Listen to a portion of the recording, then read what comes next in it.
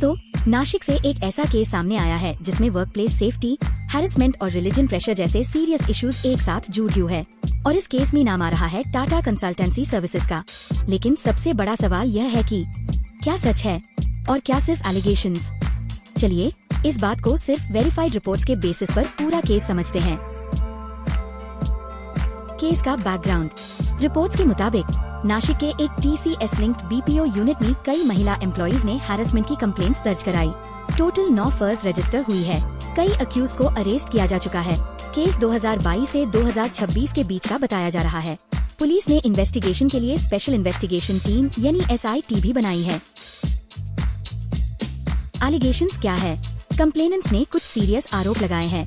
Sexual harassment और inappropriate behaviour, mental pressure और workplace abuse, religion को लेकर रिमार्क्स और अलेज्ड प्रेशर। कुछ रिपोर्ट्स में ये भी क्लेम किया गया है कि विक्टिम्स को उनकी पर्सनल या फाइनेंशियल सिचुएशन के बेसिस पर टारगेट किया गया और इमोशनल मैनिपुलेशन का यूज किया गया।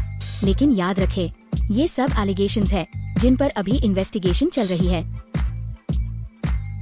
Ground level details. Regional reports के मुताबिक कुछ विक्टिम्स ने बताया कि उन्हें इनएप्रोप्रिएट फिजिकल बिहेवियर का सामना करना पड़ा और उनकी कंप्लेंट्स को इनिशियल स्टेज पर इग्नोर किया गया। एक केस में ये भी सामने आया कि विक्टिम ऑलरेडी फाइनेंशियल स्ट्रेस में थी और उस सिचुएशन का अलेजिडली मिसयूज किया गया। अगर ये प्रूव होता है तो ये एक सीरियस सिस्टेमिक फेलियर दिखता है।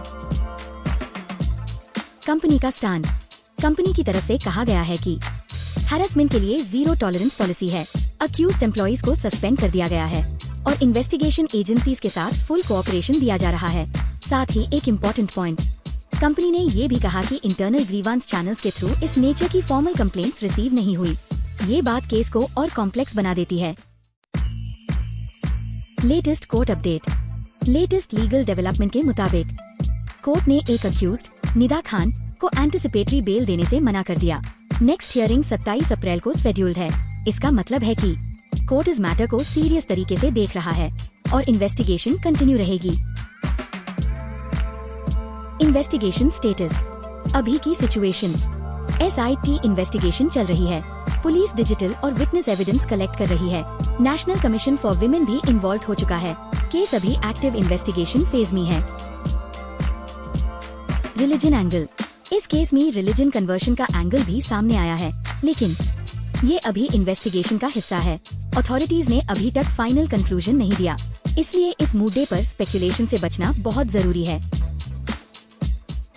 Final message.